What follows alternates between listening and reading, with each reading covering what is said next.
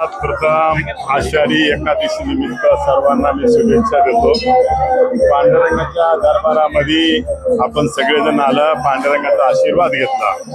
पण बऱ्याच दिवसापासून या ग्रामस्थांचं म्हणणं होतं का ह्या पांडुरंगाच्या नगरीमध्ये काहीतरी केलं पाहिजे, म्हणून माझे मोठे बंधू आमदार नरेंद्र राणे आणि मी स्वतः सरकारमध्ये असल्यामुळे सातत्याने पाठपुरावा करून इथं 42 लाख रुपयाचं शेड मंजूर केलेलं आहे आणि त्याचं उद्घाटनाचा आज योग आला।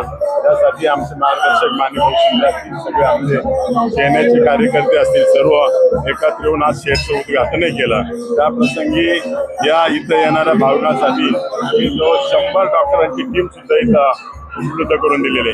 पाण्या पावसाचे दिवस असतील, छोटे छोटे मुलं येतात, मनुष्य येतात, त्यांच्या आरोग्याची सुद्धा काळजी घेतली पाहिजे।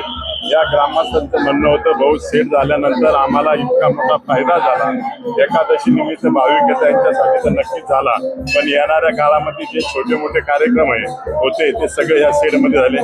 आता लाखो रुपये आतापर्यंत आमचे मंडपवाल्याला द्यायला लागायचे, एक हिशोबाने मंडपवाल्याचा लॉस जरी झाला असत, पण गोरगरिबांचा याच्यात नक्कीच फायदा झालेला आहे। प्रत्येक कार्यक्रम, त्या साखरपुड्याचा कार्यक्रम असो, दसऱ्याचा विधी असो, छोटे छोटे जे कार्यक्रम असत ते कार्यक्रम आणि छोट्या मुलांना अभ्यास करण्यासाठी सुद्धा एक तिथं साधन उपलब्ध झालं। अशा प्रकारचं हे शेड उपलब्ध झाल्यामुळे आमच्या गावाला खूप मोठी मदत झालेली। पण यापुढेही मी पांडुरंगाचा आशीर्वाद माझ्या बरोबर असेल तर नक्कीच अजून या कोटंगावसाठी बरंच काही करायचं आहे। येणाऱ्या काळामध्ये नक्कीच पांडुरंगाने आम्हाला शक्ती दिली तर नक्कीच ते करेल असं मी या ठिकाणी शब्द देतो। दुसरं, या तालुक्यातल्या सर्व लोकांना सुखी आणि समृद्धी ठेव ही पांडुरंगाने प्रार्थना करतो। जय हिंद, जय महाराष्ट्र।